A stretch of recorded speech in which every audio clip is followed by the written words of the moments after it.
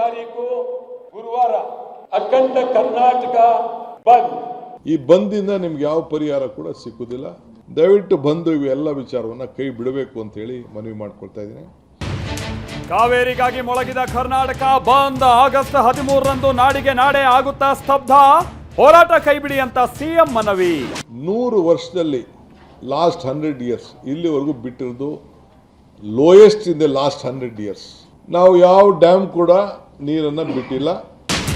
ತಮಿಳುನಾಡಿಗೆ ಇನ್ನೂ ನೀರು ಬಿಟ್ಟಿಲ್ಲ ಅಂತ ಸಿಎಂ ಡಿಕೆ ಸ್ಪಷ್ಟನೆ. ಭಾನುವಾರ ಸರ್ವಪಕ್ಷಗಳ ಮೀಟಿಂಗ್. ತಮಿಳುನಾಡು ಸಿಎಂ ಜೊತೆಗಿನ ಸಭೆ ಕ್ಯಾನ್ಸಲ್. ಕೆಆರ್ಎಸ್ಗೆ ಬಿಜೆಪಿ ಮುತ್ತಿಗೆ ಯತ್ನ. ನಾಯಕರ ಅರೆಸ್ಟ್ ವೇಳೆ ಹೈ ಡ್ರಾಮಾ. ಥಿಯೇಟರ್ಗಳಿಂದ ಜನನಾಯಕನ್ ಸಿನಿಮಾ ಎತ್ತಂಗಡಿ. ಸೋಮವಾರ ಸಂಪುಟ ವಿಸ್ತರಣೆ ಪಕ್ಕಾ. ಪ್ರಮಾಣ ವಚನ ಸಿದ್ಧತೆಗೆ ಸೂಚಿಸಿದ ಸಿಎಂ. ಆಕಾಂಕ್ಷಿಗಳ ಎದೆಯಲ್ಲಿ ಶುರುವಾಯಿತು ಢವ ಢವ.